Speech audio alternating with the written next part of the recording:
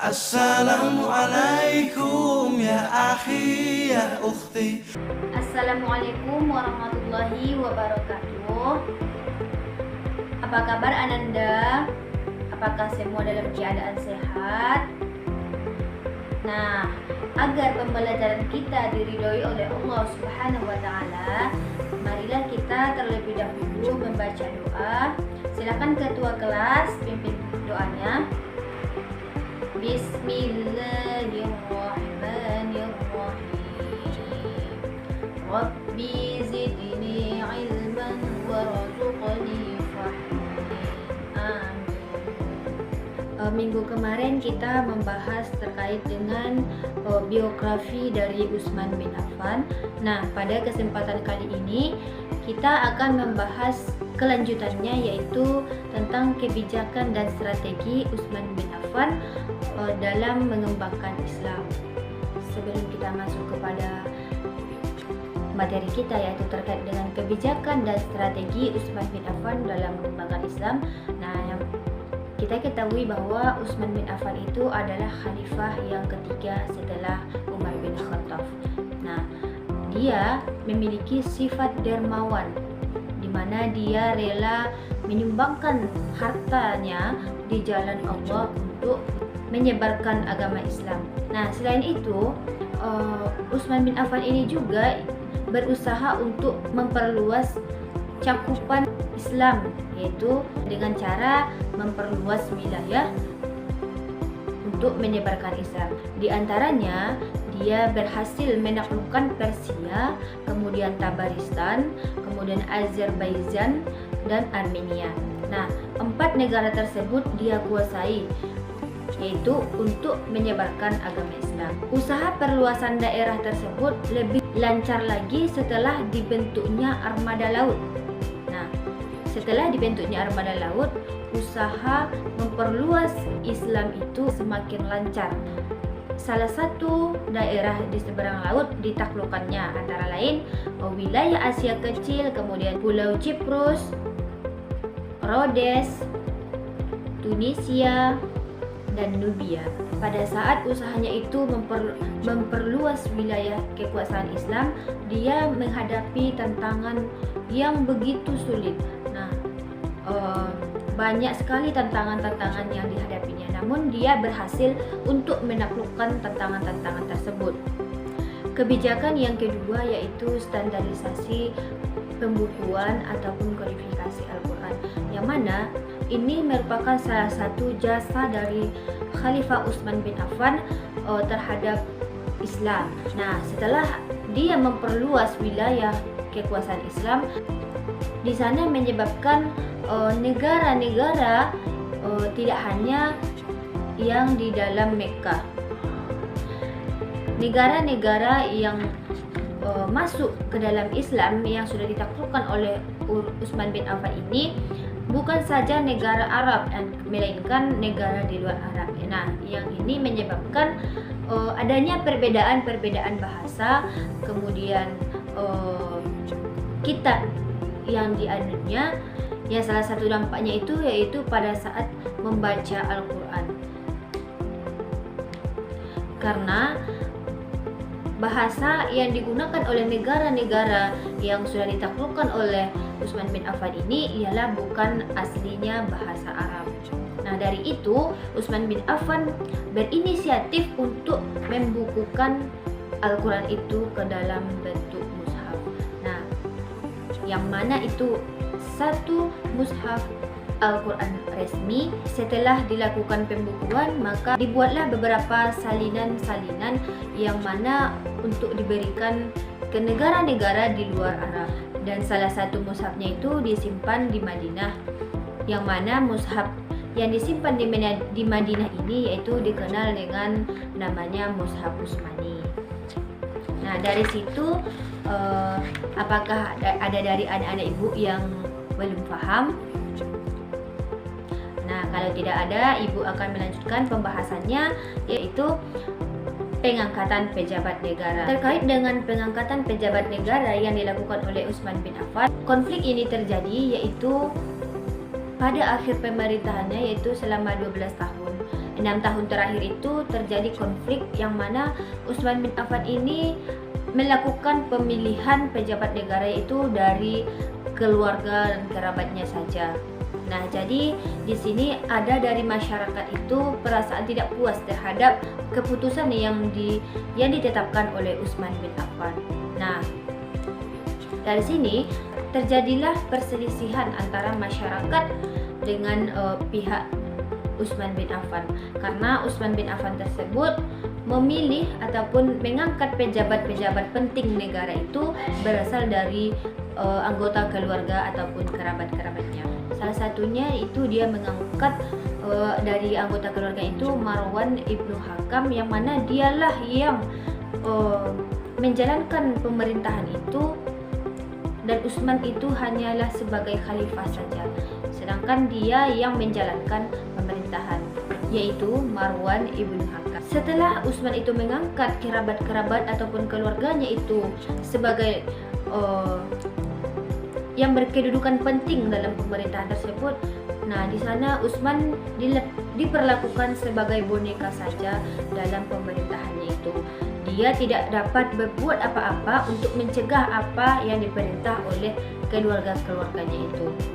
Seperti harta kekayaan Utsman yang melimpah itu dibagikan oleh kerabat-kerabatnya itu tanpa sepengetahuan dari Utsman bin Affan. Selanjutnya yaitu pembangunan fisik, yang mana bentuk dari pembangunan fisik ini Utsman bin Affan ini melakukan perluasan Masjid Nabawi dan Masjidil Haram, seperti pembuatan jembatan, membantu pembagian air di kota-kota, karena pada saat itu air sangat susah untuk didapatkan, sehingga dia berinisiatif untuk membeli sumur yang dimiliki oleh Quraisy pada saat itu. Pada saat itu sumur yang dibelinya itu ditawarkan oleh orang-orang Quraisy dengan harga yang tinggi, yang tidak sebanding dengan sumur biasanya. Nah, pada saat itu dengan kegigihannya untuk membantu sesamanya masyarakatnya itu, dia rela untuk membeli sumur tersebut dengan harga berapapun. Nah, dia rela menyumbangkan hartanya itu agar masyarakatnya itu hidup aman dan tentram, tidak kekurangan air untuk kehidupan sehari-hari. Silahkan kepada anak-anak ibu keluarkan buku paket masing-masing. Nah, dan buka halaman 152 yang mana terkait dengan kebijakan dan strategi Utsman bin Affan dalam mengembangkan Islam. Selanjutnya amati gambar yang ada di dalam buku tersebut. Silahkan diskusikan sesuai dengan pembagian yang ibu berikan bersama kelompoknya. Yang mana kelompok 1 tadi, kelompok apel, membahas tentang perluasan wilayah dan kodifikasi Al-Quran. Yang kedua yaitu kelompok 2 membahas terkait dengan pengangkatan pejabat negara dan pembangunan fisik. Karena diskusi sudah selesai, selanjutnya silakan kepada kelompok 1 perwakilannya untuk mempresentasikan hasil diskusinya di depan kelas. Ya, pemahaman yang sangat bagus. Dan kepada kelompok 2, jangan berputus asa, tetap semangat, jangan mau kalah dari kelompok 1. Nah, silakan kepada kelompok 2 perwakilannya untuk mempresentasikan hasil diskusinya. Ya, penampilan dari kedua kelompok sangat bagus. Nah, ibu sangat senang belajar di sini karena anak-anaknya itu, siswa-siswanya semuanya pemberani, kemudian semangat dalam mengikuti proses pembelajaran. Nah, jadi ibu akan memberikan penguatan, yaitu yang bahwasanya terdapat 4 kebijakan dan strategi yang dilakukan oleh Utsman bin Affan dalam mengembangkan Islam. Yang pertama yaitu adanya perluasan wilayah, kemudian yang kedua yaitu adanya pengkodifikasian Al-Quran. Yang ketiga yaitu terjadinya pengangkatan pejabat negara. Kemudian yang keempat atau yang terakhir yaitu adanya pembangunan fisik. Nah, dari sana kita sangat banyak mengambil pelajaran dari semua yang dilakukan oleh Utsman bin Affan itu. Bahwasanya Khalifah Utsman bin Affan ini merupakan khalifah yang sangat kaya raya. Dia mempunyai harta yang banyak.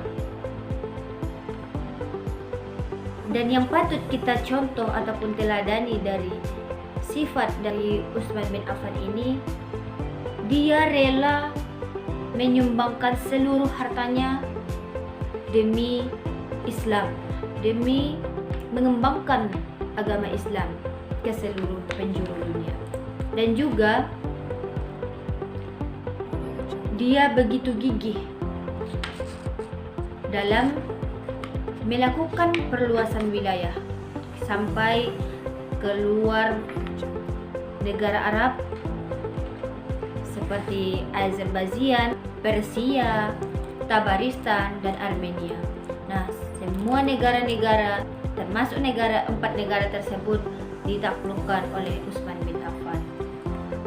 Kemudian terkait dengan pengkodifikasian Al-Quran, bahwasanya setelah dilakukannya perluasan wilayah, di sana muncul beberapa